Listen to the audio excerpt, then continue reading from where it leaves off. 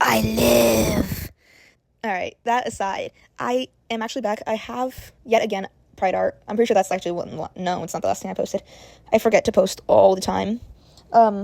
This piece was supposed to be kind of happier-go-lucky. The guy in the back, Kylo, surprises his partner. The guy in the front, Zodique, after being away for a long time. But I watched Project Hail Mary on the 3rd of the month, and I have been listening to 500 Miles so much. And I had it on repeat while I was drawing the sketch for this. So it went from kind of happy-ish surprise to, no, he's hallucinating him being back. Evil. He misses him, and he doesn't know if he's alive. Which, this is actually canon to this point in the story. He does not know if Kylo is alive at the moment or not, because they can't communicate whenever Kylo leaves, and Kylo leaves a lot. Project Hail Mary, speaking of... What the...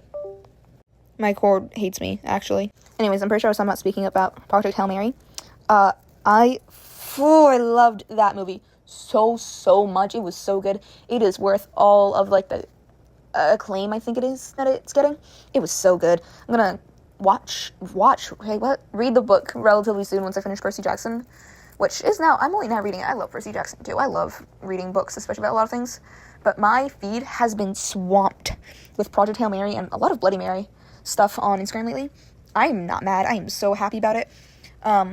I loved the lore so much, and I have this little fic idea of Strat going through all of the videos and watching them, and her reactions to that, and getting to see, Rocky interact with Grace, and just one thought of, at least Grace has a friend.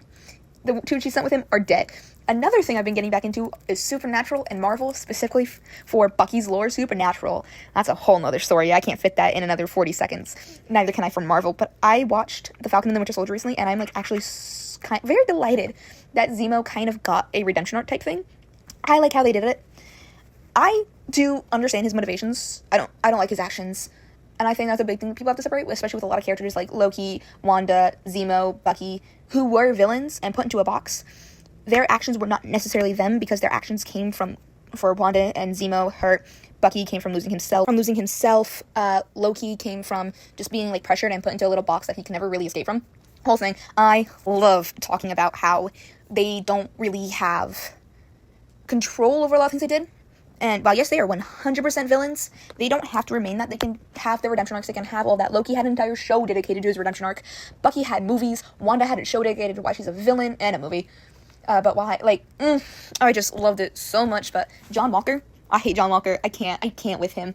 I don't like how he was introduced. I don't like that he was just suddenly made Captain America right after Sam was I'm not taking the shield because it's Steve's and it belongs to him and his memory. So it's just wild.